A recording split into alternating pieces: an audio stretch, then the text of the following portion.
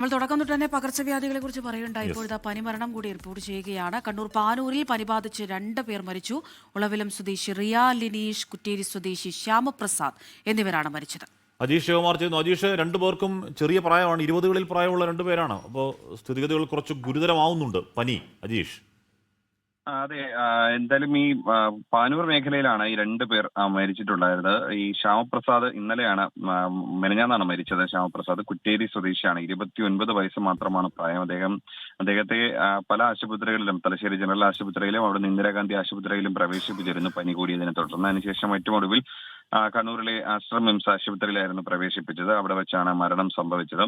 ഇന്നലെയാണ് ഈ പാനൂർ സ്വദേശിയായിട്ടുള്ള റിയ ലിനീഷ് മരിച്ചത്. 21 വയസ്സ് മാത്രമാണ് റിയയുടെ പ്രായം. റിയയ്ക്കും പനി കൂടുതലായിരുന്നു. അതിനെ തുടർന്ന് ആദ്യം മാഹി ജനറൽ ആശുപത്രിയിലും പിന്നീട് കണ്ണൂരിലെ ആശ്രം മിംസ് ആശുപത്രിയിലും പ്രവേശിപ്പിക്കുകയായിരുന്നു. എന്തായാലും ഇതിന്റെ മറ്റെന്തെങ്കിലും രോഗകാരണമുണ്ടോ എന്ന് പരിശോധിക്കാൻ ലാബ് പരിശോധന അടക്കം നടത്താൻ കൊടുത്തിരിക്കുകയാണ്.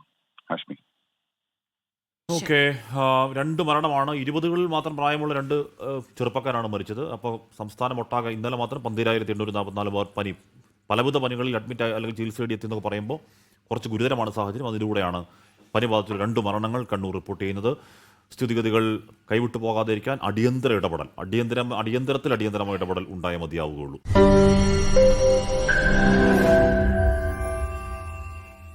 ലോകത്തെവിടെയായാലും ഏത് സമയത്തും 24 വാർത്തകളും ഓഗ്മെന്റഡ് റിയാലിറ്റി പാക്കേജുകളും എക്സ്പ്ലെയിനറുകളും വിശദമായി കാണാൻ ഞങ്ങളുടെ യൂട്യൂബ് ചാനൽ നിങ്ങൾക്ക് സബ്സ്ക്രൈബ് ചെയ്യാം.